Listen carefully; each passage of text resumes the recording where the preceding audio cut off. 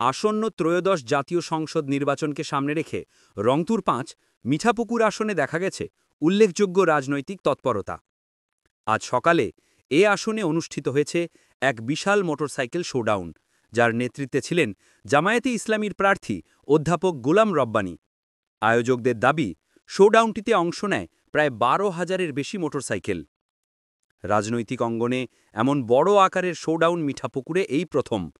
স্থানীয়রা বলছেন, এটি শুধুই ক্ষমতা প্রদর্শন নয়, বরং সংগঠন শক্তি, শৃঙ্খলা এবং গণসমর্থনের একটি স্পষ্ট বার্তা।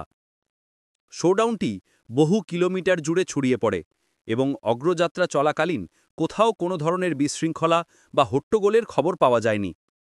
এত বড় জনসমাগমেও শৃঙ্খলা বজায় থাকা স্থানীয়দের নজর কেড়েছে। মিঠাপুরবাসীর ভাষ্য, এই আসনে ফলাফল যেভাবেই যাক, অধ্যাপক গোলাম রব্বানী যে এক নতুন চমক হিসেবে উঠে এসছেন, তা আজকের ঘটনাই স্পষ্ট করে দিয়েছে।